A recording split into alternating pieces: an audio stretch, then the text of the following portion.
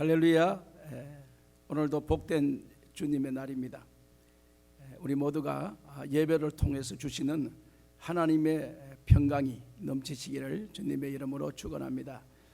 오늘은 조금 우리가 반가운 소식은 그동안 이렇게 정지됐던 예배가 조금 이렇게 완전히 회복된 건 아니지만 그래도 조금 이렇게 활동할 수 있어서 우리가 예배가 이렇게 3번 드려지는 것을 저희들이 이렇게 보게 될 것입니다.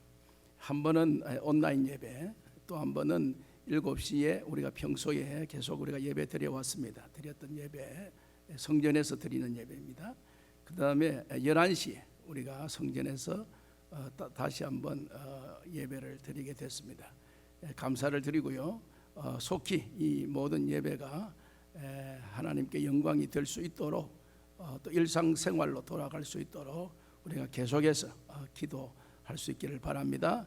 오늘 우리가 복된 주의 날 359장 찬송하면서 예배로 나아가십시다.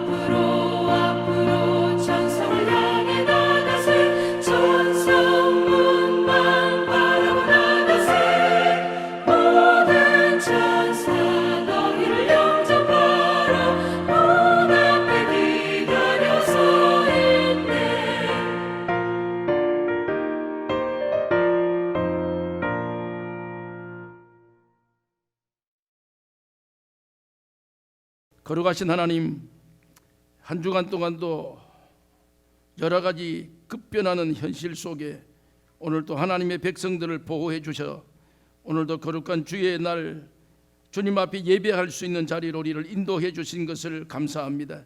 오늘도 예배하는 모든 주의 백성들에게 하늘과 땅의 축복으로 채워주시며 흡족한 은혜를 베풀어 주시며 오늘도 갈급한 우리의 심령에 위로부터 내리시는 주의 말씀으로 풍성케 하여 주셔서 오늘도 예배에 하나님의 은혜가 넘치게 하여 주시기를 원합니다.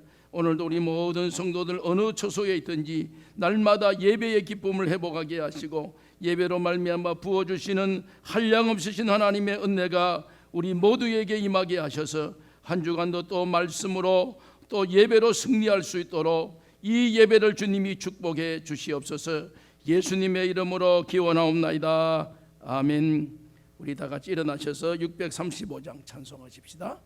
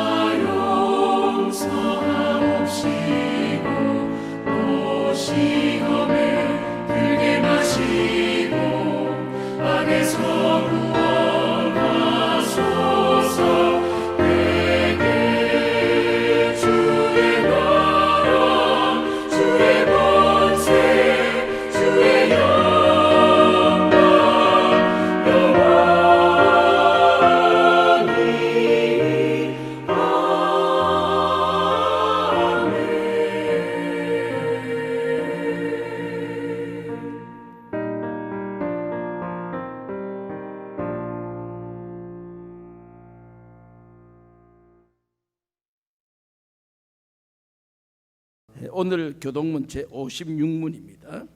56문. 교동문 제 56문. 여호와를 경외하며 그의 길을 걷는 자마다 복이 있도다. 너가 내 손이 수고한 대로 먹을 것이나 너가 복되고 형통하리로다. 내 집 안방에 있는 내 아내는 결실한 포도나무 같으며 둘러앉은 자식들은 어린 감람나무 같으리로다. 여호와를 경외하는 자는 이같이 복을 얻으리로다. 여호와께서 시온에서 내게 복을 주실지어다. 너는 평생에 예루살렘의 번영을 보며 내 자식의 자식을 볼지어다. 이스라엘에게 평강이 있을지로다. 아멘. 사도신경으로 우리의 신앙을 같이 고백하십시다. 전능하사 천지를 만드신 하나님 아버지를 내가 믿사오며 그 외아들 우리 주 예수 그리스도를 믿사오니 이는 성령으로 잉태하사 복능녀 마리아에게 나시고 본디오 빌라데에게 고난을 받으사 십자가에 못 박혀 죽으시고 장사한 지 사흘 만에 죽은 자 가운데서 다시 살아나시며 하늘에 오르사 전능하신 하나님 우편에 앉아 계시다가 저리로서 산 자와 죽은 자를 심판하려 오시리라. 성령을 믿사오며 거룩한 공회와 성도가 서로 교통하는 것과 죄를 사하여 주시는 것과 몸이 다시 사는 것과 영원히 사는 것을 믿사옵나이다. 아멘. 앉으십시다. 43장 찬송입니다. 43장.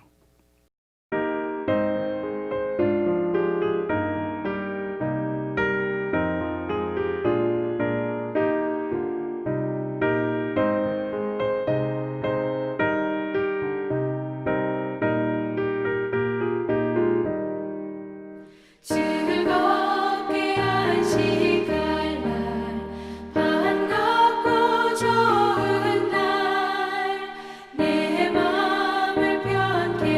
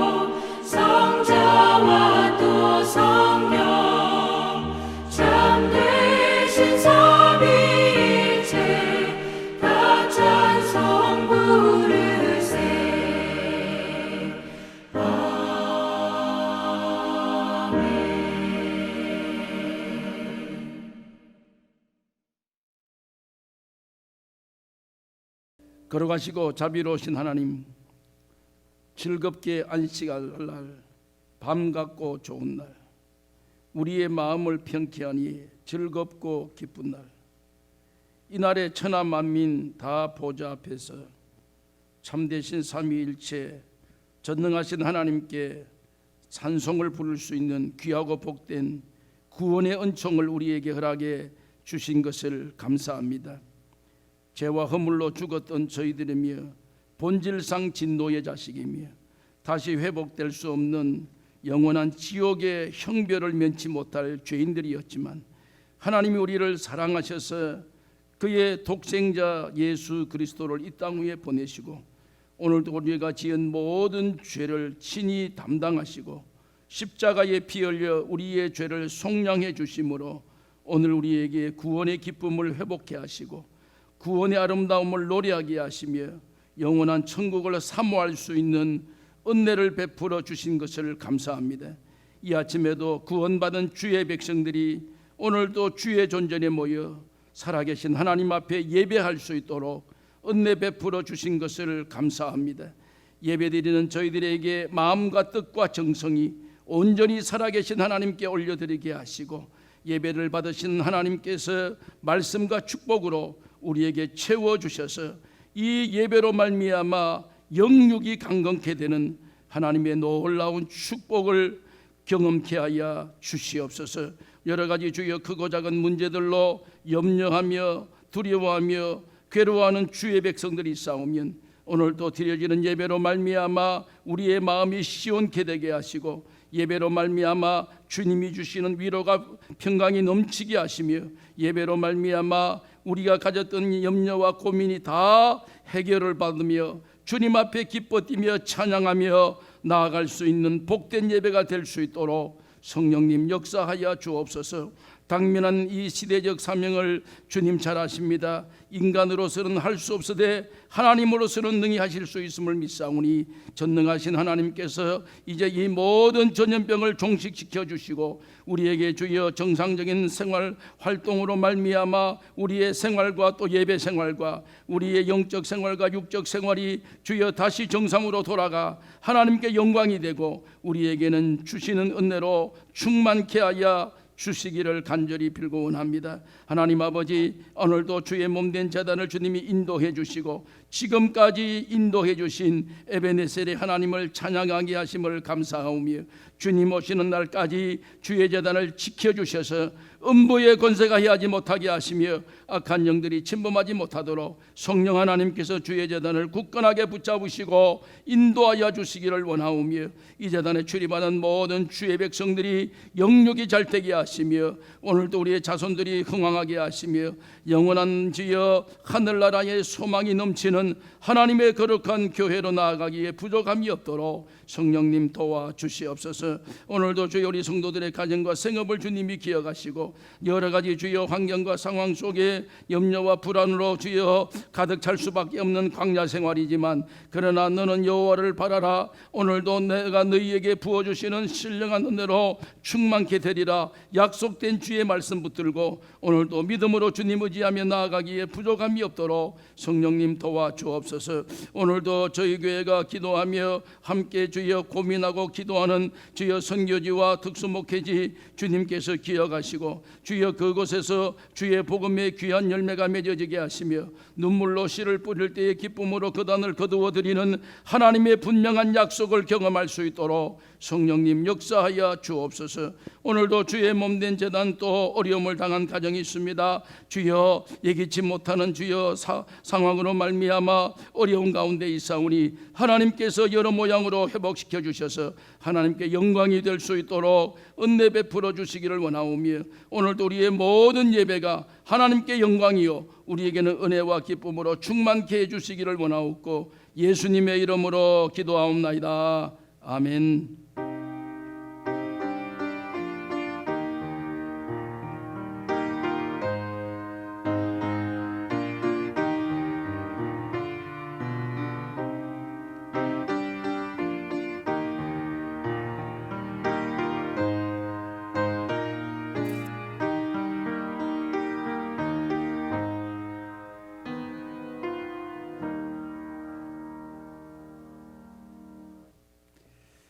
오늘 우리가 함께 나눌 하나님의 말씀은 여호수아서 9장 1절 말씀입니다. 여호수아서 9장 1절.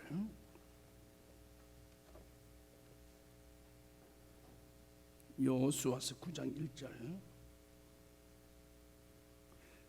1절 말씀에서 6절까지 우리 같은 목소리로 함께 합독을 하십시다. 원래는 우리가 9장 전체의 말씀입니다. 그런데 조금 간략하게 1절에서 6절까지만 합독하십시다. 이 길 후에 요단 서쪽 산지와 평지와 레바논 앞 대외 연안에 있는 헷사람과 아모리 사람과 가나안 사람과 브리스 사람, 휘 사람과 여부수 사람의 모든 왕들이 이 일을 듣고 모여서 일심으로 여호수아와 이스라엘에게 맞서서 싸우려 하더라.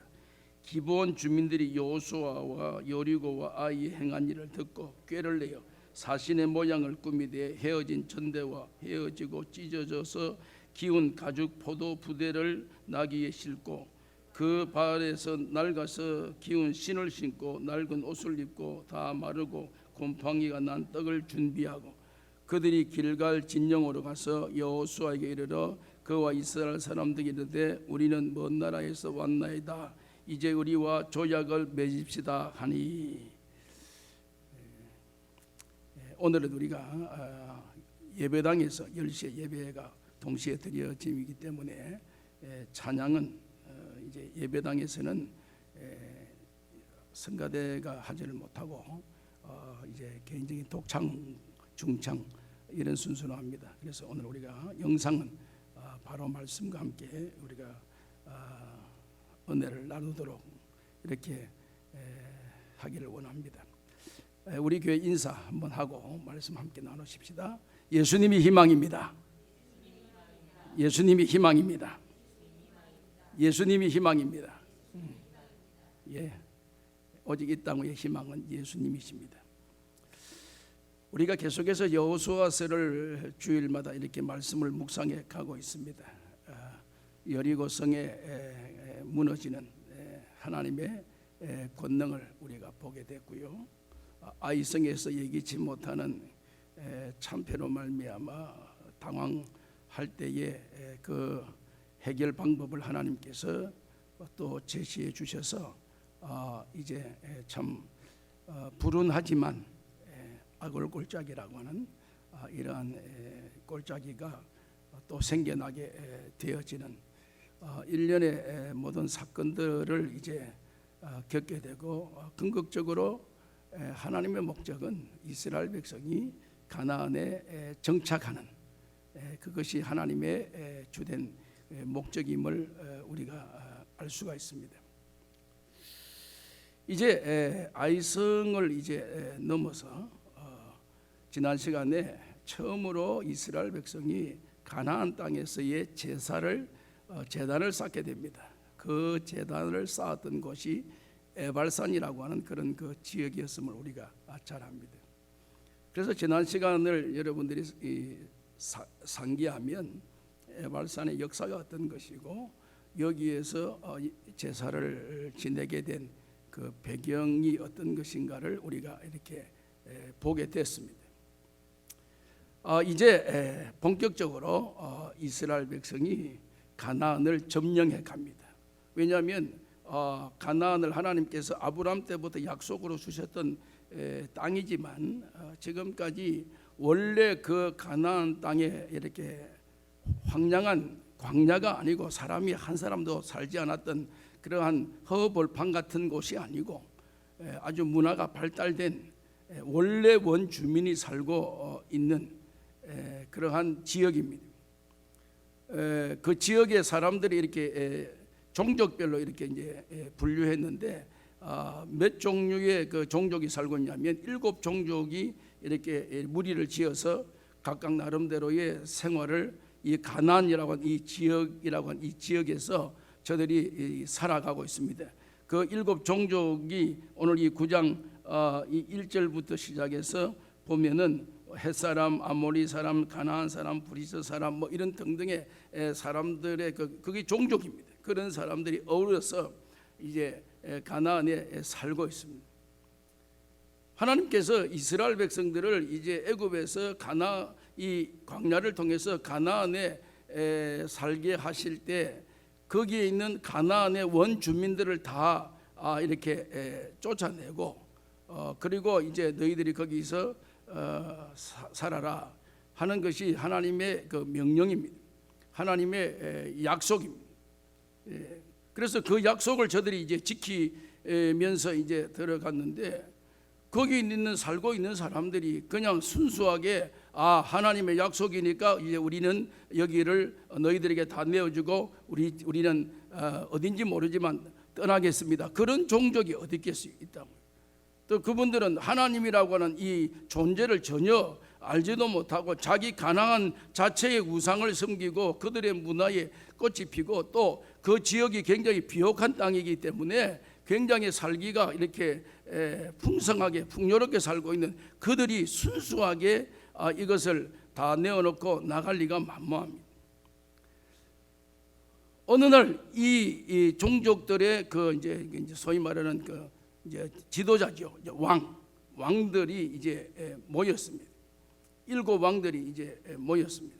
모여서 의논을 하기 시작했습니다. 야, 지금 우리가 듣고 있는 그 이야기를 우리가 지금 종합해 보면 이 이스라엘이라는 이 민족이 애굽에서 출발해서 시간은 40년이라는 시간을 광야에서 이렇게 떠돌다가 지금 여리고성이 함락되고 아이성이 무너지고 에발산에 와서 저들의 신에게 제사도 지내고 하는 이런 일들이 이제 시작되면서 본격적으로 이 가나안 땅을 차지하려고 행동을 개시하는데 우리가 그냥 꼼짝없이 당하고 있어가 되겠느냐?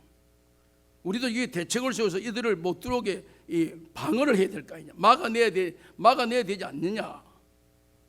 그 현실적으로 가장 정답이죠. 왜냐하면 가만히 있다가 속수무책으로 당하는 이런 참 어려운 일보다 무엇인가 지금 저들이 이렇게 행동하는 그 행동을 막아내고 우리가 지금 우리의 보금자리를 지켜야 될 게 아니냐. 비록 여리고성은 함락되고 아이성도 함락됐지만 그러나 끝까지 우리가 이렇게 저들을 몰아내야 되지 않느냐라는 것에 대한 의견을 서로 의견을 주고받고 합니다. 하다가 보니까 그 의견이 어느 정도 이제 합의가 돼서 각자 행동하지 말고 서로 힘을 모아서 소위 말하는 이제 동맹을 해서 그래서 이제 이 쳐들어오는 밀고 오는 저 이스라엘을 막아내자 하는데 어느 정도 합의가 다 되는 것처럼 이렇게 보이더니 갑자기 한 종족이 우리는 당신들의 그 동맹에 가담을 하지 않겠습니다. 우리는 각자 우리의 독자 노선을 걷고 우리는 탈퇴하겠습니다 하는 종족이 하나 딱 생기는 거예요. 그 종족이 무슨 종족이냐면 기브온 종족이라는 것입니다. 기브온 종족이 인구가 제일 많습니다. 그리고 굉장히 영특합니다. 그리고 모든 일에 진두지휘를 할 만한 그러한 모든 영향력을 다 가지고 있는 종족이 기브온 종족입니다. 그런데 갑자기 이 기브온 종족이 우리는 당신들하고 합류해서 이 전쟁에 안 치겠다. 그리고 우리는 독자 노선을 걷겠다. 그리고 나와가지고 이 기본 종족들이 종족의 대표자들이 옷을 아주 남루하게 합니다. 다 떨어진 옷을 입고 거지 같은 행세만, 신발도 다 떨어지고 그 다음에 이제 망태를 메고 왔는데 그 망태도 아주 헤어지고 이게 뭐 기운 자국이 있고 그래서 다 낡아 빠진 이런 것들. 그리고 그 망태 안에는 이 뭐 포도주 마셨던 음료수 같은 게 먹던 병이라든지 뭐 혹은 먹다 남은 빵 조각 이런 것들이 이 곰팡이 앞에서 이렇게 변장을 하기 시작합니다. 그 변장하는 그 이유는 뭐냐면 이스라엘의 지도자에게 와서 여호수아에게 와서 우리가 저 먼 데서 이렇게 왔습니다. 여기까지 왔습니다. 와서 당신들과 화친을 맺고 싶습니다. 당신들의 내가 소문을 많이 들었습니다. 당신들은 굉장한 힘이 있고 굉장한 능력이 있음을 저희들이 다 압니다. 그래서 우리가 당신들의 종이 되겠습니다. 그리고 당신들이 시키는 일들을 다 하겠습니다. 그래서 우리는 항복하겠습니다. 지금 여기에 가나안의 7 종족이 원래 살고 있지만 이 종족들이 당신들과 싸워서 이길 만한 종족이 우리가 볼 때는 별로 없을 것 같습니다. 그래서 우리 미리 항복합니다. 미리 우리는 백기를 두고 투항하겠으니까 당신들이 우리들을 뭐 이렇게 뭐 종으로 삼아서 무슨 일을 하든 무슨 허드렛 일을 시키든 우리는 당신들을 위해 다 하겠습니다. 여호수아와 백성들이 들으니까 굉장히 호감이 가는 거예요. 매력이 있습니다. 와서 우리가 허드렛 일을 다 해야 되는데 이게 예상치 못하는 기본 종족이라고 한, 우리가 들었던 소문에는 이 가나안에서 가장 영향력이 있는 이런 힘 있는 종족인데 이 종족이 와서 우리에게 당신 종이 되겠습니다. 우리는 항복합니다. 이라고 하니까 이걸 조약을 맺는 것, 받아들이는 것이 좋을까 안 좋을까 고민하다가 조약을 맺습니다. 평화 조약을 맺습니다. 그러면 너희들 우리에게 와서 당신들 다 살려둘 테니까 너희들은 우리의 종이 되라. 그리고 우리에게 허드렛 일을 시키는 건 모든 일을 너희들이 해라. 단지 노예로는 삼지 않겠다. 우리가 옛날 애굽에서 노예 생활을 해봤기 때문에 노예는 아니고 그냥 우리의 협조자가 되라. 여기까지 서로 합의가 되어서 이 조약을 맺습니다. 요 사건을 두고 해석이 2가지가 나옵니다. 2가지 해석이 학자들 간에 이 조약이 정말 정상적이냐 아니면 비정상적이냐, 요 문제가 여기에서 오늘 이 여호수아 9장을 시작하면서 여기에 가장 뜨거운 감자로 이렇게 나타나게 되는 것입니다. 한 학자의 그 주장에는 아주 기본이 얍삽하게 자기들이 살아갈 방도를 구하기 위해서 미리 항복을 하고 사기를 쳐서 그 사기에 이스라엘이 놀아났다. 그 사기치는 그들의 얍삽한 그러한 그 술책에 이스라엘이 쉽게 조약을 맺고 이렇게 받아들였다. 그래서 저들이 이스라엘이 죄를 범하게 되어졌다. 원래 조약을 맺으면 안 되는데 왜 안 되느냐면 제가 조금 후에 말씀드리겠지만 우리가 요즘 새벽기도 때 신명기서를 쭉 하는데 신명기 7장에 보면 이스라엘 백성들이 들어가서 앞으로 어떻게 살아야 될 것인가를 모압 평지에서 모세가 이스라엘 백성들에게 이제 오리엔테이션 할 때에 오리엔테이션의 그 중심에 너희들이 거기 들어가면 모든 사람을 다 진멸시켜라, 모든 물건을 다 불살라라, 불태워라, 뭐 이런 그 안내를 저들이 다 교육을 받고 왔습니다.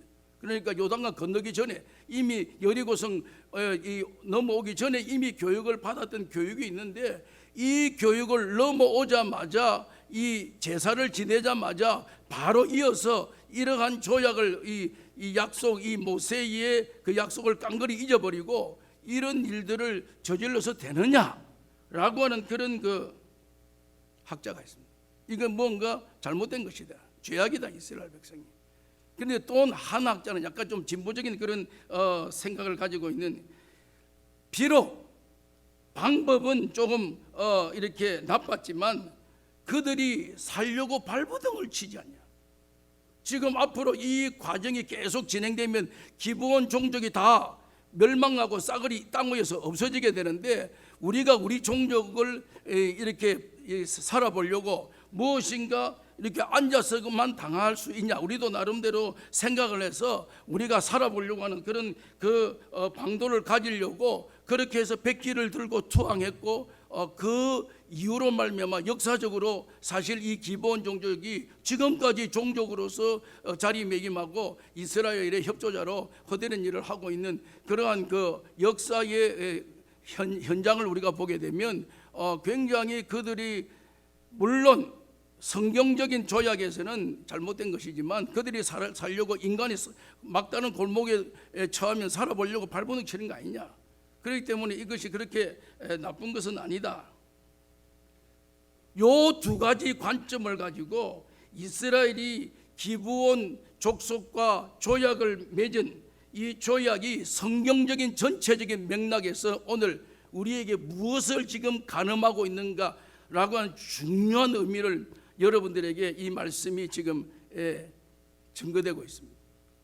아마 제가 알기로는 우리 성도들이 이런 말씀을 거의 들어보지 않았을 것으로 생각이 돼요. 왜냐하면 제가 이런 내용의 맥락에서 설교를 해본 적이 별로 없으니까 여러분 잘 이게. 근데 이 두 가지 맥락에서 여러분 신명기 7장으로 넘어가 볼까요? 새벽기도 얼마 전에 지나가고 지금 11장 12장 가고 있는데 신명기 7장을 한번 넘어가서 찾아보시면 신명기 7장 1절 말씀에 보면 여러분들이 아시는 대로 내 하나님 여호와께서 너를 인도하사 너가 가서 차지할 땅으로 들이시고 내 앞에서 여러 민족들 헷 족속, 기르가스 족속, 아모리 족속, 가나안 족속, 브리스 족속, 히미 족속, 여부스 족속 곧 너보다 많고 힘이 센 7 족속을 쫓아내실 때에 내 하나님 여호와께서 그들을 내게 넘겨 너가 치게 하시니 그때 너는 그들을 진멸할 것이라. 그들과 어떤 언약도 하지 말 것이요 그들을 불쌍히 여기지도 말 것이며 그들과 혼인하지도 말고 내 딸을 그들의 아들에게 주지 말고 그들의 딸도 내 며느리 삼지 말고 그가 내 아들을 유혹하여 그가 여호와를 떠나고 다른 신들을 섬기게 하므로 여호와께 너에게 진노하여 갑자기 너희를 멸하실 것임이니라.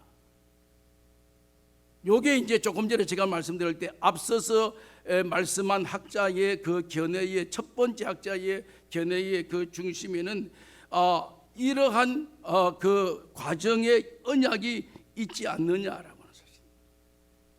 여러분 그런데 여기에서요 신명기 7장 1절에서 쭉 우리가 보면서 좀 눈여겨볼 구절이 하나 있습니다. 그 구절이 뭐냐면 5절입니다.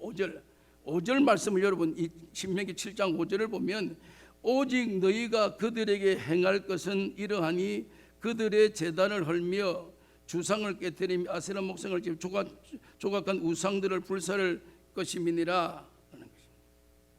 이스라엘이 가나안에 들어서자마자 그 안에 살고 있는 모든 7 족속들을 향해서 조금도 여지를 주지 말라는 거예요.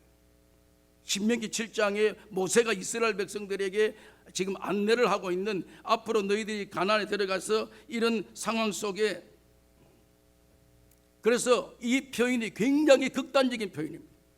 거기 들어가서 모든 것을 다 불사르고 다 진멸하고 동물들도 다 죽이고 사람도 다 진멸하고 하는 그러한 아주 강경적인 표현의 내용이 여기에서 나옵니다. 그런데 여러분 4절 말씀 보실래요? 오늘 신명기 7장 4절 말씀을 한번 여러분 눈여겨볼 필요가 있는데 그가 내 아들을 유혹하여 그가 여호와를 떠나고 다른 신들을 섬기게 하므로 여호와께서 너희에게 진노하사 갑자기 너희를 멸하실 것임이니라. 왜 하나님께서 이런 극단적인 표현을 모세를 통해서 이스라엘 백성들에게 쓰게 되고 있는가라고 하는 그 현장을 잠깐 여기서 눈여겨볼 수 있습니다. 거기 들어가는 이스라엘 이 백성들은 광야 태생입니다. 애굽에 살아본 적이 없습니다. 애굽 문화를 잘 모릅니다. 단지 광야 문화밖에 잘 모릅니다. 광야 문화도 일부만 압니다. 광야에서 태어났으니까 어릴 때. 그리고 이스라엘에서 올 때에 20세 이하 유아들, 그러니까 아직까지 사리 분별이 잘 안 되는 이런 유아들이 이제 와서 이들이 커서 이제 이스라엘이 이제 가나안에 들어갑니다. 가나안에 들어가는데 그 들어가는 저들은 왜 우리가 애굽에 나와서 가나안에 들어가야 되는지 사실은 뭐 조상들로부터 이야기는 들었지만 피부에 와닿는 건 별로 없습니다. 왜 노예 생활을 해본 적이 없습니다. 광야 태생들은. 그러니까 저들이 이제 거기 들어가서 가나안에 들어가 너희들이 살 때에 어떻게 살아야 될 것인가 하는 것을 이제 오리엔테이션 안내를 하면서 소위 말하는 예방주사를 놓는 것이 예방주사. 예방주사는 이 미리 이 균을 약한 균을 집어여서 이 강한 균, 이 저항력 있는 그 이 균 우리가 가지고 있는 저항력 균이 예방이라는 게 그렇잖아요. 예방주사라는 게. 이 약한 균을 계속해 치고받고 훈련을 시켜서 어느 때가 진짜 균이 들어와서 우리 몸을 치려고 할 때 훈련된 이 저항균들이 들어오는 균을 막아내기 위해서 하나님께서 이스라엘 백성들을 잘 아십니다. 왜 잘합니까? 광야생활 40년 동안에 그들이 내어놓는 이력서를 여러분 가만히 보면은 날마다 불순종입니다. 날마다 원망입니다. 날마다 삶에 만족이 없습니다. 날마다 우리가 이거 먹어야 되냐? 왜 목이 마르냐? 왜 물을 마시는데 물이 쓰냐? 날마다 그 사람들 그런 문화를 가지고 그런 그 배경을 가지고 있는 이스라엘 백성이 가나안에 딱 들어가니까 거기는 모두 눈이 시둥거려집니다. 왜? 모든 환경이 너무 좋거든요. 먹고 마시고 즐기고 뭐 온갖 일을 다 하고 내 마음먹은 대로 되고 내 뜻대로 되고 내가 생각하는 대로 아이디어를 내는 대로 일들이 될 수 있는 천의 조건이 갖추어진 것 같은, 그러다 보니까 거기 문화에 빠져들면서 거기에 휩쓸려 들어가게 되는 결정적인 요인은 그들의 우상을 받아들이기 시작합니다. 그들의 우상에 사로잡히게 되는 것입니다. 그들의 우상을 따라가기. 그것이 오늘 이 신명기 7장 4절의 말씀, 그가 내 아들을 유혹하여 그가 여호와를 떠나고 다른 신들을 섬기게 함으로 라고 하는 이러한 위험 부담이 지금 이스라엘에게 있다는 사실. 거기 들어가서 이런 환경에 접하게 될 때의 말이에요. 그래서 저들에게 강한 표현을 쓴 이유는 정말 진멸하고 정말 다 싸그리 다 없애라 라고 하는 그런 의도보다 정신을 차리라는 거예요. 지금 너희들이 한눈 팔면 자칫 잘못하면 그들의 우상에 넘어가면 결국 너희들이 40년 광야 생활과 애굽에서 살았던 과거의 역사의 그 현장이 별로 너희들에게 의미가 없다. 왜 가나안에 사느냐는 거. 광야 살든지 애굽에 살면 되지. 왜 가나안에 살아야 될 이유가, 가나안에 사는 것은 구별된 삶을 살아라. 이제는 하나님의 주권의 통치에 의해서 하나님의 인도하심을 따라 살아라. 그 과정을 너희들에게 현재적으로 보여주려고 한 그 현장이 바로 가나안인데, 여기 와서 가나안의 문화를 따라가고 가나안의 우상을 섬기고 거기에 도취되고 거기 유혹에 넘어가고 할밖에야. 애굽에 가서 뭐 옛날 과거에 너희 조상들이 살았던 삶이나 여기 사는 삶이나 다른 게 뭐가 있냐? 다른 게 있게 하기 위해서 가나안을 택했는데, 이게 그래서 너희들에게 축복의 땅이라는 개념은 하나님의 통치를 받을 때에 일어나는 결과가 축복인데, 이걸 너희들에게 심어주려고 했는데 여기 와서 더럽고 추잡한 이 가나안의 이 우상들,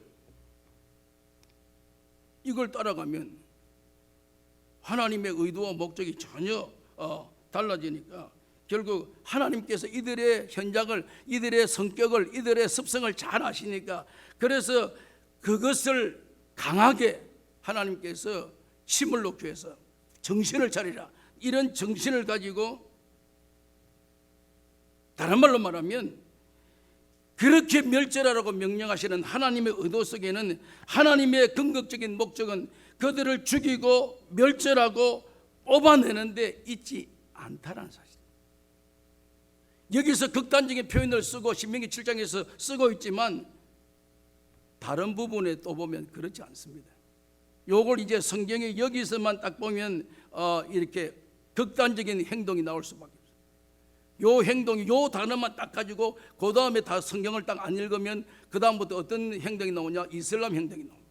이슬람 행동은 눈에는 눈, 이에는 이, 한 손에는 코란 법을 지켜야 되고 법 안 지켜서 하면 다 칼로 다 목을 치어야 되고, 이런 극단적인 현실과 상황이 이렇게 부딪히게 됩니다.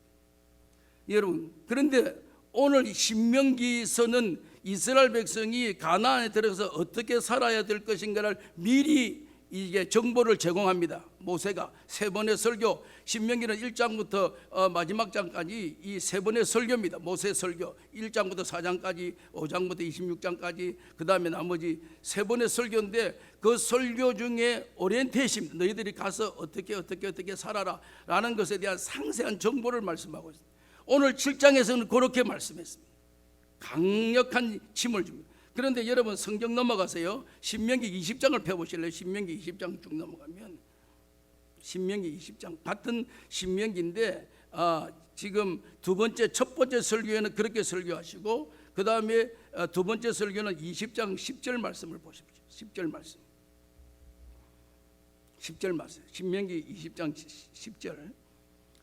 너가 어떤 성읍으로 나아가서 치려할 때에 는 그 성읍에 먼저 화평을 선언하라.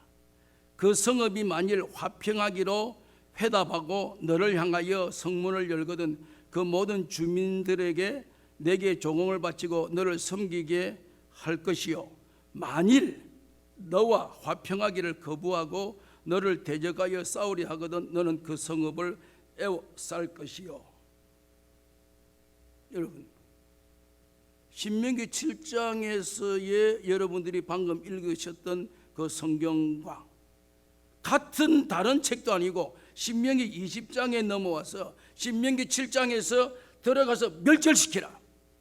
그들의 모든 족속을 다 멸절시키고 그들의 물건을 탈취한 거 다 불사르고 그들의 동물도 다 죽이고 이러한 강경적인 표현을 쓰는데 갑자기 신명기 20장에 와서 너희가 어느 이 지역을 들어가거든, 다시 말하자면 어느 성읍에 들어가려 해서 그 성읍을 차지한다면 전쟁을 이제 일으켜야 되죠. 그 성읍의 사람을 다 쫓아내야 되니까 쫓아내기 전에 너희들이 해야 될 행위가 성읍에 나아가서 치려할 때에 그 성읍에 먼저 화평을 선언해라. 아까 7장에서 멸절시키라. 신명기 20장에서는 화평을 선언하라. 사안들을 구체적인 사안을 말씀하는데 그 성읍에 나아가서 화평을 선언해라. 그리고 그 화평을 선언하는데 그 사람들이 그 화평을 받아들여서 문을 열면 그 사람들을 받아들여서 너희들의 필요한 부분에 이렇게 이 협력자로 그 사람들을 사용해라. 여러분, 성경을 우리가 이렇게 읽다 보면은 앞에 부분만 읽어버리면은 그 다음에는 그것이 하나의 나의 교리가 되면 나중에 그게 이제 이단의 그 습성과 특성이거든요. 자기 필요한 것만 딱딱딱 뽑아가지고 딱히 맞춰 사람들 하면 그것만을 믿으면 이제 그것만 따라갑니다. 그래서 이런 하나님은 이런 하나님이시다, 하나님은 저런 하나님이시다. 그런데 요걸 포괄적으로 성경을 여러분 이렇게 접근하셔야 됩니다. 그래서 포괄적으로 보면은 이 말씀과 이 말씀을 분류해서 이 말씀을 받아들여야 돼요. 여러분, 오늘 이 말씀에 신명기 20장 다시 넘어가서 12절 말씀부터 만일 너와 화평하기를 거부하고 너를 대적하여 싸우려 하거든 너는 그 성읍을 에워쌀 것이며 내 하나님 여호와께서 그 성읍을 내 손에 넘기시거든 너는 칼날로 그 안에 남자를 다쳐 죽이고 오직 여자들과 유아들과 가축들 성읍에 있는 모든 것들 너희를 위해 탈취물로 삼을 것이며 너는 내 하나님 여호와께서 내게 주신 적군에게서 빼앗은 것을 먹을지니라. 너가 내게서 멀리 떠나 성읍고 그 이민족에게 속하지 아니한 성읍들에게 이같이 행하려니와. 신명기 7장에 가나안 7족속 이 분류에 대해서 굉장히 표현이 가혹했습니다. 그 땅에 그 모든 사람들을 진멸하라. 신명기 20장에 와서는 굉장히 너그러워졌습니다. 같은 현장 상황인데 너그러졌어요. 그런데 요 배경이 조금 다릅니다. 여러분, 여기에 진멸하라고 강소적인 그런 표현을 쓴 그 배경은 지금 들어가자마자 바로 에발산 근처 이 중심부에 있는 이 가나안 사람이고, 지금 20장에서 말씀하는 이 배경은 저 먼 곳에서 온 사람들, 먼 곳에서 저 먼, 그러니까 아직까지 이 환경을 잘 모르고 이런 사람 멀리서 왜 오는가를 모르고 쭉 오는 이런 사람들을 보고 지금 그걸 기브온 족속이 딱 캐치를 했습니다. 그걸 딱 깨달았습니다. 그래서 이 기브온 족속이 행세를 꾸민 행세가 옷 다 떨어지고 망태 다 떨어지고 빵이 곰팡이 패고 막 신발이 헤어지고 하는 이유는 우리가 멀리서 왔습니다. 멀리서 왔으면은 이렇게 지금 7장에 있는 말씀이 적용이 아니고 신명기 20장에 그런 그 행위가 적용되는 것을 기브온 족속이 알았어요, 이 사실을. 그래서 그 행세를 꾸미고 우리가 멀리서 왔습니다. 멀리서 오면 요걸 이들이 딱 걸고 와서 이스라엘과 화친을 하십시다. 조약을 보니까 떡도 얼마나 오래됐는데 오다가 시간이 많이 걸려가지고 결국 곰팡이가 패고 뭐 이런가 보다, 또 뭐 옷도 이렇게 남루에 젖는가 보다. 그래서 그것을 받아들이고 평화를 선언해오고 수용하고 함께 이제 생활하자. 요 결정을 여기에서 하는 거죠. 지금 이 말씀을 여러분들이 가만히 이제 뜯어가면 이제 결론이 이제 여러분들에게 나오기 시작합니다.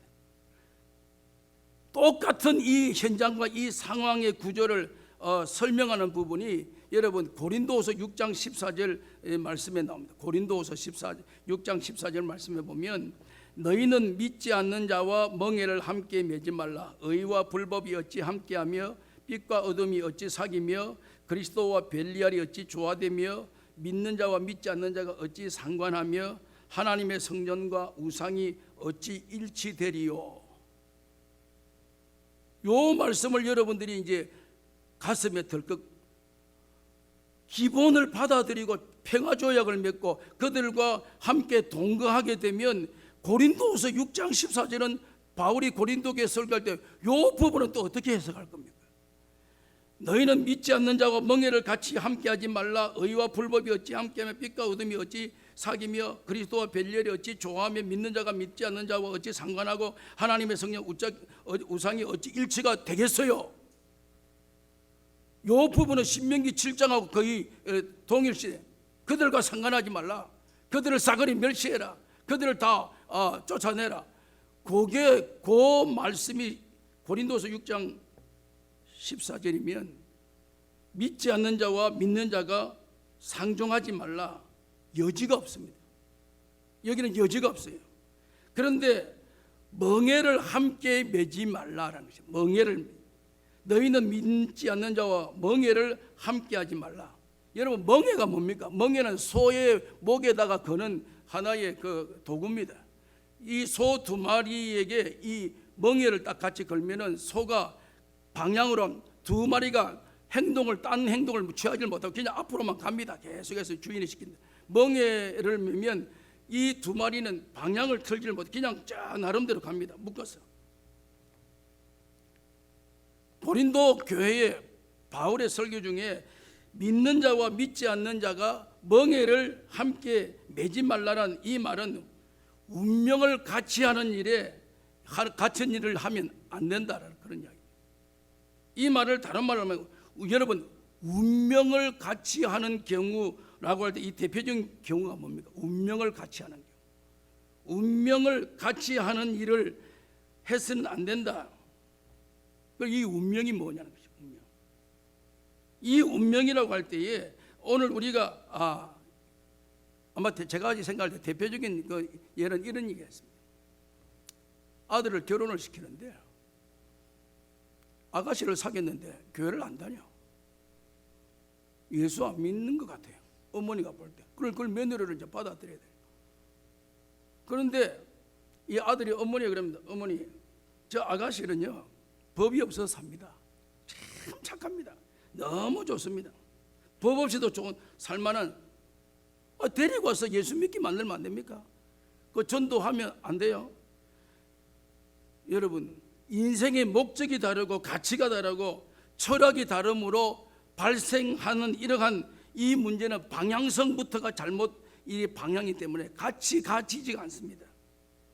그런데 어떤 결과를 초래하냐면 고린도전서 5장 9절 말씀 여러분 펴보실래요? 고린도전서 5장 9절 앞에 고린도서 6장 14절은 이러한 현장을 우리에게 소개하는데 고린도전서 5장 9절에서 10절 말씀 여러분 펴보십시오. 아주 중요한 결정을 우리에게 말씀하고 있는데 내가 너희에게 쓴 편지에 음행하는 자들을 사귀지 말라 하였거니와 이 말은 이 세상에 음행하는 자들이나 탐하는 자들이나 우상 숭배하는 자들을 도우지 말라 사귀지 말라 하는 것이 아니니 만일 그러하면 너희가 세상 밖으로 나가야 할 것이니라. 이게 무슨 말인지 모르겠죠. 고린도전서 5장 9절에 10절 말씀에 보면 음행하는 자 사귀지 말라 하였거니와 이 말은 이 세상에 음행하는 자들이나 탐하는 자들 우상 숭배하는 도무지 사귀지 말라 하는 것이니 만일 그러하려면 너희가 세상 밖으로 나아가려니와 사귀지 말라 하는 것이 아니니. 아까 고린도서 6장 14절은 운명을 같이 하지 말라. 고린도전서 5장 9절에 10절 말씀에는 이런 탐하는 자들, 우상숭배하는 자들, 음행하는 자들, 이들과 함께 사귀지 말라 하는 것이 아니니. 여러분, 무슨 결론입니까? 이 사기란 말이야, 안 사기란 말이야? 지금 이 내용에 사기라는 말인지 사귀지 말라는 말인지 헷갈립니다. 사귀지 말라 하는 것이 아니니라는 것이 전제가 깔려 있습니다. 사귀는 것이 아니니. 고린도서 6장 14절에는 너에게 삶을 운명을 같이 하는 일에 대하여 말씀하는 것입니다. 그런데 고린도전서 5장 9절의 이 말씀은 운명을 같이 하는 일이 아니다라는 것입니다. 오늘 우리 그리스도인들이 우리가 살아가는 이 세상이라는 것은 믿지 않는 사람들과 같이 살 수밖에 없다는 분명한 현실입니다. 우리가 지금 살아가는 이 세상은 우리는 별천지에 살고 있는 게 아닙니다. 우리는 저 산에 가서 머리 깎고 세상 다 속세를 떠나서 뭐 도복을 입고 앉아서 우리 염주를 들고 목탁을 치고 있는 그런 우리의 인생의 구조가 아닙니다. 우리 인생 구조는 우리는 세상 사람들 속에 지금 살아가고 있습니다. 세상은 죄악으로 만연합니다. 죄악으로 만연한 이러한 이 삶의 현실에 우리는 부딪히면서 오늘도 죄악된 세상에 발을 디디며 살아가고 있습니다. 오늘 이 지금 바울이 고린도 교회에 설교하는 설교의 중심의 초점은 여기에 있는 것입니다. 이 기브온 족속이 이스라엘 족속과 조약을 맺었는데 그 조약이 사기쳤다는 거예요. 사기. 거짓말을 해서 위장했다는 것입니다. 그리고 이스라엘은 그 사기에 속았다는 것입니다. 그 사기의 유혹에 넘어갔다는 거예요. 그런데 뒤에 알고 보니까 이스라엘이 속았다는 거예요. 처음에 조약을 맺을 때는 온 사람을 보니까 남루하고 옷이 헤어지고 신발이 다 떨어지고 뭐 망태가 다 헤어지고 전대가 헤어지고 빵이 곰팡이가 뭐 이런 위장을 보니까 먼 데서 온 사람은 평화를 선언해라 라고 이렇게 우리가 안내를 받았으니까, 그러니까 원래 기브온 족속이라는 것을 우리가 몰랐고 와서 우리하고 이야기하는 과정에서 우리는 멀리서 왔습니다 하니까 조약을 덜컥 맺었다. 맺고 나서 보니까 속았다는 거예요. 그럼 이게 어떻게 하는 겁니까? 이걸 다시 물을 수가 없어요. 한번 조약을 맺었는데 이걸 물을 수가 없는 것입니다. 여러분, 제가 이 설교 준비하다 이런 생각이 나요. 어떤 처녀가요, 시집을 가는데 남자가 안 믿어요. 근데 남자 잘생겼어요. 공부도 잘해요. 굉장히 사업도 좋은 데 다녀요. 월급도 많아요. 그런데 이 아가씨가 결혼을 하려면, 그러니까 주변에 모든 사람이 말리죠. 믿음의 자녀니까, 믿음의 사람이니까 그 시집가면 안 돼. 그럼 앞으로 그렇게 살기 힘들어. 아무리 말려도 이 아가씨는 그 남자의 필이 꼽힌 거예요. 왜? 남자가 너무 잘해주니까 나 예수 믿을게, 교회 다닐게, 나는 네 따라 네 모든 거 다 해줄게. 전부 다 던지니까 이 아가씨가 그 말을 듣고 집에서는 집안이 안 믿고 본인도 안 믿는데 아빠 이제 결혼하면 믿는데 이제 세례 받는데 다 할 수 있대. 내 말 잘 들어. 너무 좋아. 이런 남자 찾기가 쉽지 않아. 너무 좋아. 결혼 덜컥 했습니다. 하고 석 달 지났는데 남편이 말 안 들어요. 무슨 소리 하고 있냐? 네가만 나를 따지 왜 내가 니를 따라야 되냐? 이 아가씨가 속은 거예요. 분명히 결혼 전에는 그렇게 말 잘하고 잘하겠다 막 온갖 이야기 하더니 결혼하고 나서 한 석 달 지나니까 완전히 돌변하기 시작한 거예요. 완전히. 여러분, 그거 어떻게 할 겁니까?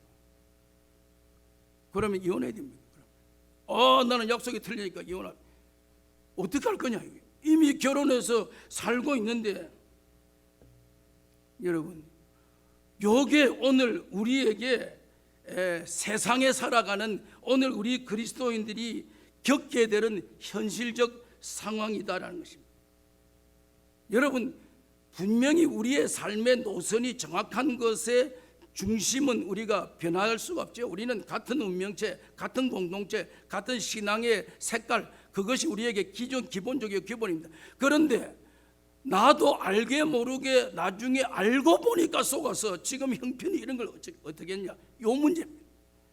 이스라엘이 와서 우리가 먼 데서 왔습니다, 우리는 옷 보십시오, 다 떨어졌습니다, 전대보 다 떨어지고 빵도 곰팡이뼈 해서 그 말을 듣고 덜컥 조약을 맺었는데 먹고 나니까 기브온 족속인데 이거 다 진멸하라고 신명기 7장에 말했는데 진멸하자니 이미 조약을 다 맺었고 물을 수도 없고, 요게 우리가 세상을 살아가는데 주어지는 그러한 현실적 부딪히는 그런 문제다라는 것입니다.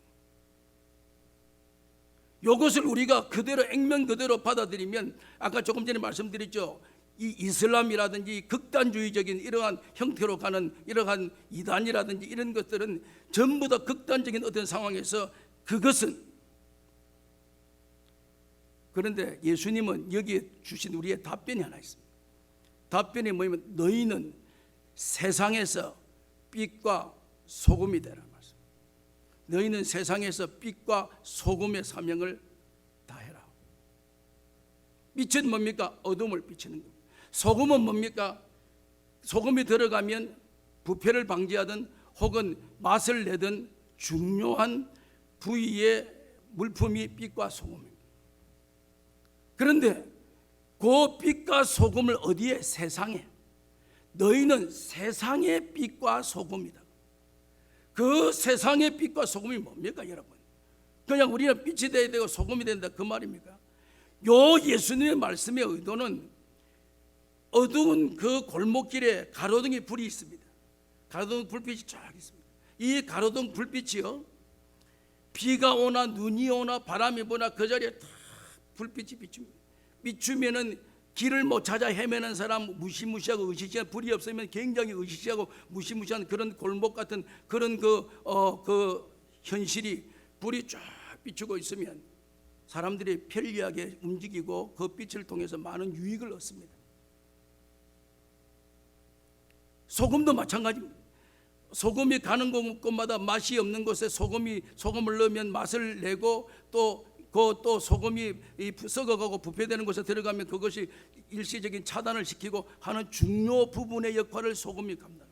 그런데 만약에 오늘 우리식으로 신명기 7장식으로 만약에 이것을 접목시키면 빛과 소금이 되라, 우리는 하나님께서 우리에게 주신 사명이 빛과 소금이다 라는 그러한 의식을 가지고 우리가 만약에 세상에 접근하면 우리는 빛이다, 빛이 다 모여라, 빛이 다 모여라, 가로등에 있는 거 전부 다 한쪽에 다 모이자, 여기 여수론교 안에 싹 다 들어오자, 그래서 빛을 발하자. 다 모여. 지금 세상은 곳곳 요소마다 그 가로등으로 말미암아 사람들이 용이하게 활동하고 있는데 그 불들이 다 때려 모아와가지고 여기에서 우리는 여수론교만 지키고 있다, 불을 지킨다. 그래서 우리는 여기 다 모인다, 가로등 전부 다 모아 있다. 그러면은 그 세상은 어두워가 되고, 그래서 우리는 여기에서 힘을 길러서 세상에 불을 지피러 나갑시다. 요게 예수님이 너희는 세상의 빛과 소금이 각 지역마다 요소에 그것이 뿌려지면 맛을 내고 부패를 방지, 아주 요긴하게 쓰이는데 어느 날 소금이, 우리는 소금의 사명이다, 소금은 다 모이자, 우리에게 힘을 응집해야 된다, 힘을 우리가 모아야 된다, 다 모아가지고 소금이 한 덩어리 있으면, 소금 덩어리가 있으면 짜서 못 먹습니다. 그 덩어리가 어디 들어가면은 그 들어가는 그곳에는 전부 다 사람들을 알고 이마살을 찌푸려. 왜? 못 먹으니까. 소금 덩어리가 있으니까. 요소에 필요한 것이. 예수님께서 우리에게 말씀하실 때에 너희는 세상의 빛과 소금이다.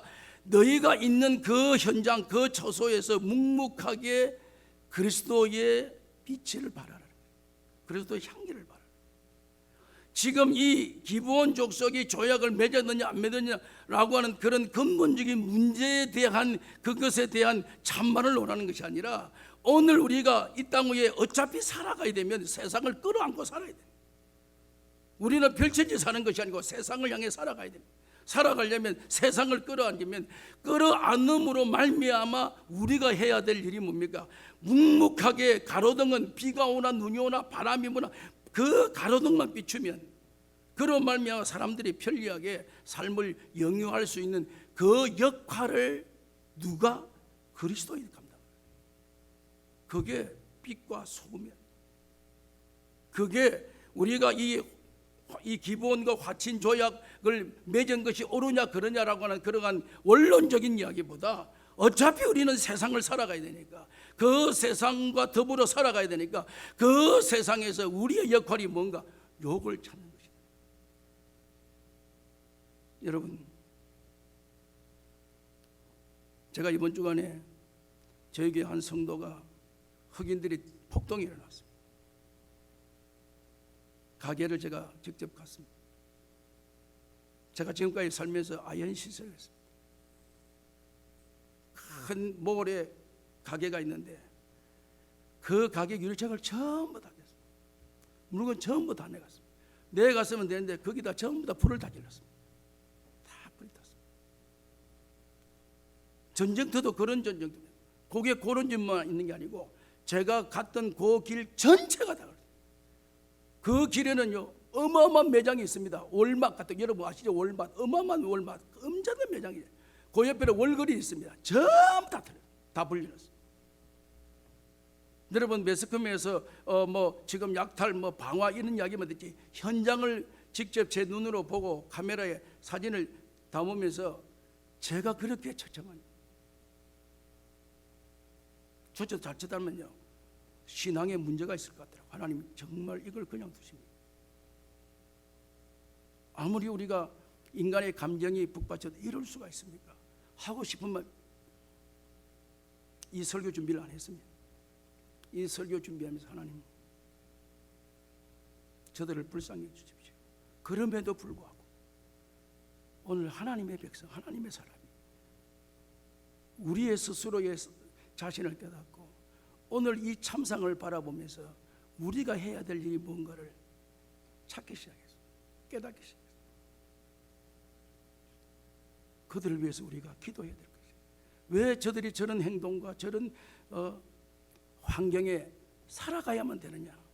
저들도 하나님의 형상인데, 저들도 하나님의 작품인데, 하나님이 지으시면서 하나님의 입에서 나온 말씀이 보시기에 심히 좋았더라 하는 그 사람, 아담이 사람이잖아요. 아담, 히브리 말로 아담이고 우리말로 하면 사람이고 사람인데 오늘날 왜 저런 형태가 나타나는? 그러면 오늘 우리 그리스도인들이 다 모여가지고 예수님께 응집해서 전부 다 소총을 무장해서 흑인 동료를 우리가 쳐들어갑시다, 그렇게 우리가 해야 되느냐? 라는 사실에 제가 굉장한 말씀이 아니었으면 굉장히 오버할 가능성이. 그럼에도 불구하고 우리는 빛과 소금, 묵묵하게 그 자리에서, 그 현실에서, 그 상황에서 그것을 끌어안으면서 그들을 위해서 기도해야 될 우리의 사명입니다. 기도해야 될 우리의 책임입니다. 그러면 여러분들이 질문하죠. 목사님 기도 금방 하면 그들이 갑자기 마음이 안정이 됩니까? 찾아집니까? 그것은 저희들이 잘 모릅니다. 가로등은 바람이 불든 비가 오든 서 있으면 됩니다. 그러면 언젠가는 이 가로등을 통해서 혜택을 본 사람들의 감격이 나오게 될 것입니다. 우리는 빛과 소금의 사명을 그냥 할 따름입니다. 그 집사님이 굉장히 자존심이 강하시고 좀 제가 이 말을 하기가 이 방송이라 좀 그하지만 제가 이런 생각했어요. 성도들이 이럴 때 성도라는 것은 힘을 경집해서 소총을 구입하자 그런 이야기가 아니고 단돈 5불, 10불, 15불, 20불, 30불이라도 저 우리 교회 뒤에 헌금함에다가 현금을 체크를 했던 단돈 500불이라도 700불이라도 되면 집사님 힘내십시오. 용기를 잃지 마십시오. 용기를 잃지 마십시오라고 한 말 자체를 입에 담지를 못. 제가 그분에게 말을 할 말이 없어. 할 말이 괜찮습니다 하겠습니까? 용기를 망연자실인데, 망연자실 한문으로 말하면 그걸 내가 어떻게 표현하겠어? 차라리 우리 성도들이 크고 작고를 떠나서 내가 빛과 소금이라고 하는 이 사실을 묵묵하게 표현하기 위해서 오히려 그것이 훨씬 더 하나님께서 또 이루어 주실 것이고, 기도는 그렇게 했죠. 하나님 이 모든 것 합력하여 유익되게 해주십시오. 선을 이루게 해주십시오. 우리로 하여금 우리 자신이 깨닫게 하시든지 아니면 이로 말미암아 기도의 제목을 더 주셔서 강하게, 아니면 그동안도 기도하지 못하고 너무 부유했던 여수는이 살찜에 이사야서에 있는 말씀처럼 내가 발로 차도다, 내가 이렇게 살았던 너희들인데 너희가 가나안에 와서 이렇게 풍요롭게 하면서 하나님 잊어버리는 이런 결과니까 이런 참상을 너희들에게 보여주지 않느냐 라는 사실을 우리가 깨닫게 돼서 오늘 이 말은 제가 일부러 이 설교를 준비하려고 하면 또 어떤 현장이 모르지만 어차피 우리는 여호수아서를 쭉 해오니까 해오다가 오늘따라 어떻게 이것이 요 상황에서 기브온 족속에 관계된 문제를 우리가 접근하면서 오늘 우리에게 주시는 하나님의 음성은 위하여 기도할 따름이요, 위하여 조금이라도 함께 서로가 서로 이런 아픔과 슬픔과 고통이 있을 때 그리스도인이 하는 일은 함께 조금이라도 나누는, 이것이 우리가 해야 될 우리의 사명이다. 이 사실을 깨닫고 오늘 또 우리가 나라와 민족을 위해서 기도해야 될 책임이 있다는 사실을 다시 한번 깨닫게 되는 것입니다. 걸어가신 하나님 아버지 은혜를 감사합니다. 이 한 주간은 우울하게 지냈습니다.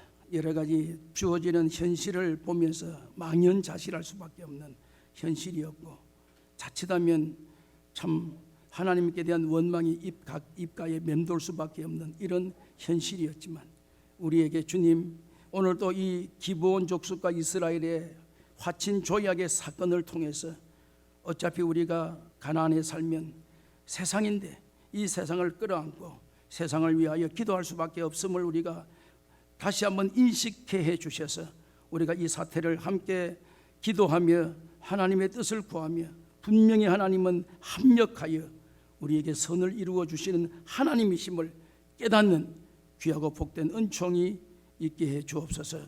예수님의 이름으로 기도하옵나이다. 아멘. 503장 찬송 부르시면서 준비하신 예물을 드리시겠습니다. 503장.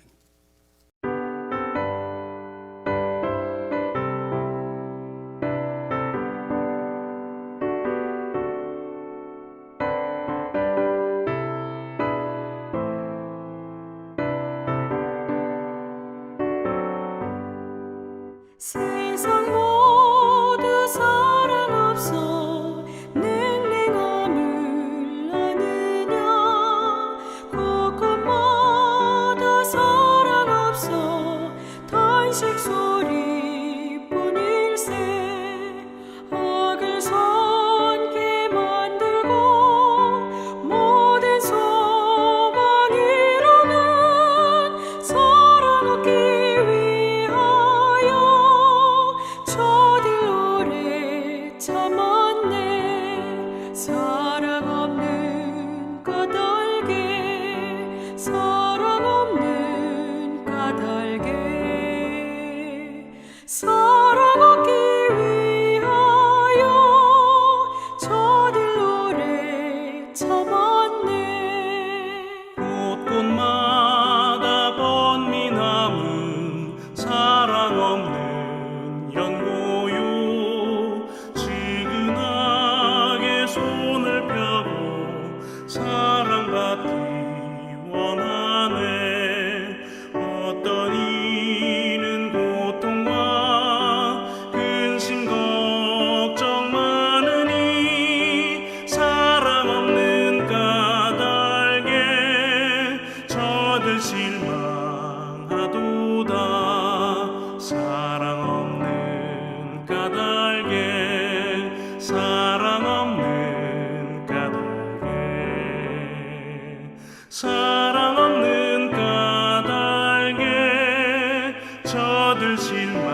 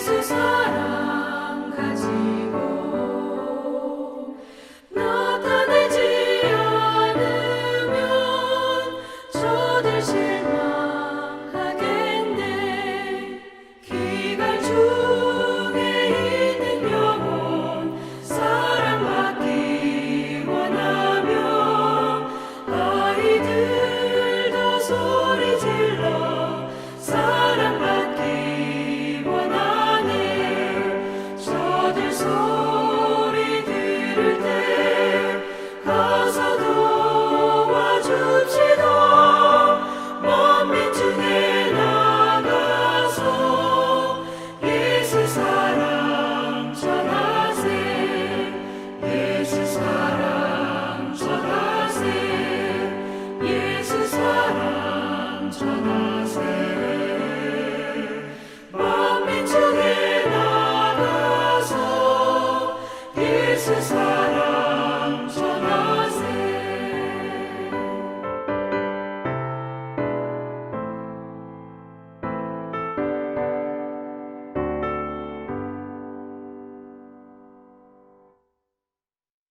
감사하신 주님, 우리에게 이렇게 귀한 은혜를 주셔서 우리의 정체성을 깨닫게 하시고 우리가 살아가고 있는 또 우리가 발을 디디고 있는 세상을 바라보며 원망하고 불평만 하고 앉아있을 인생이 아니라 오늘도 이 세상을 우리에게 주신 하나님의 목적과 의도는 세상을 사랑하며 세상을 끌어안고 저들을 위하여 오늘도 불쌍히 여기며 기도하며 오늘도 사랑받기 원하는 저들에게 예수 사랑 전해야 될 사명이 있음을 다시 한번 깨닫게 하시고 회복시켜 주신 것을 감사합니다. 받은 은혜에 감사하여 감사 예물을 기록하여 올리는 성도들이 있습니다. 주님께서 연락해 주시고 풍성한 감사로 열매 맺게 하시며 10분의 1을 구별하여 말씀대로 살아가려고 몸부림치는 주의 백성들에게 하늘과 땅의 복으로 채워주시기를 원합니다. 선교 예물과 건축 예물과 주일 예물과 각종 예물을 주님 앞에 올려드립니다. 어려운 환경 속에서도 우리가 드리는 예물을 주님이 흠양하시고 우리에게 풍성한 축복으로 채워주시며 우리에게는 날마다 일용할 양식에 대한 감사로 충만케 하여 주시기를 원합니다.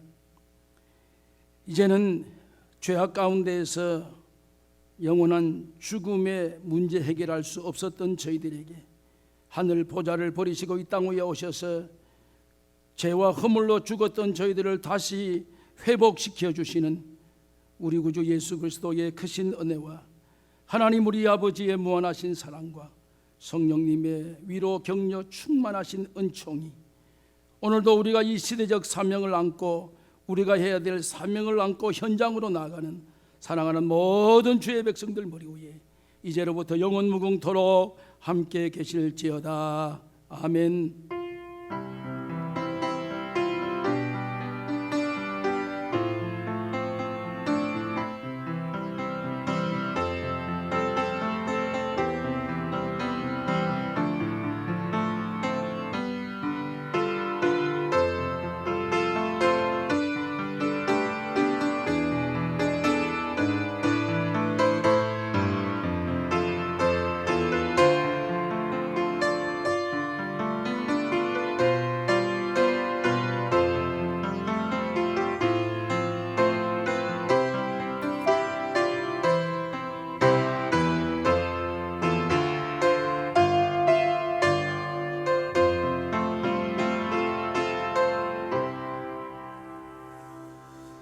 할렐루야. 감사합니다. 우리 교회 2020년 표 크게 한번 외치십시다.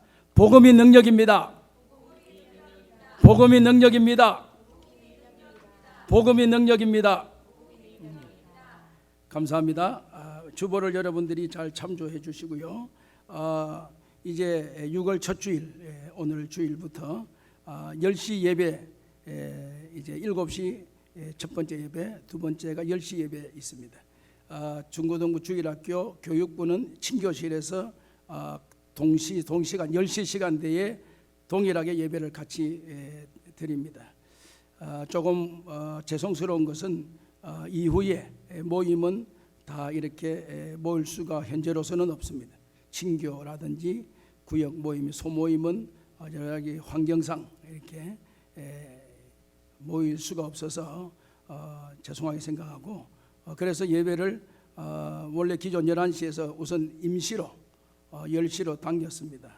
앞으로 이제 여러 가지 정상화되면 뭐 친교도 하고 여러 가지 되면 다시 11시로 이제 시간이 이제 원래대로 돌아갈 것 같습니다. 돌아가야 될 것으로 생각하고요. 현재로는 우선 계속해서 10시에 예배 드리는 것으로 기억하시고 혹시 주일날 나오는 게 조금 이렇게 아직까지 마음이 불편하십니다 하면 집에서 오늘 이 동영상으로 이렇게 예배를 드리시도록 이렇게 하시겠습니다. 왜냐하면 우리가 10시 예배도 인원이 50명으로 이렇게 시에 이렇게 제한을 받았기 때문에 또 그것이 오버되면 우리로서 또 약간 불안해집니다. 그래서 일부 7시 예배, 11시 예배에 초당 이렇게 다 이제 균등하게 해주시면 좋겠고, 그 외에는 이렇게 하시고, 10시에 오시는 분들은 조금 불편한 것은 들어오실 때에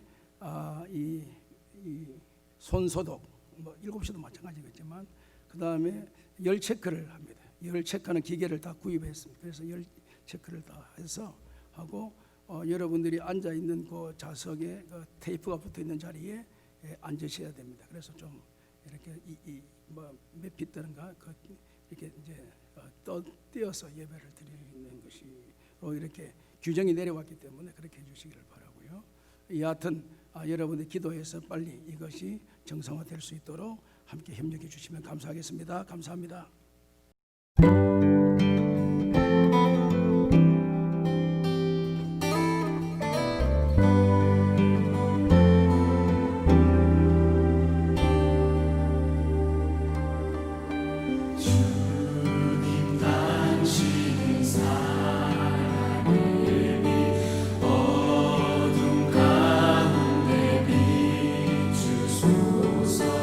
세상의 빛 예수 우리를 비추사 당신의 진리로 우리를 자유케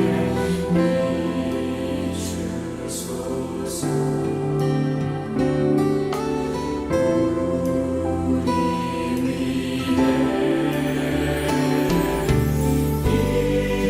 비추소서. 주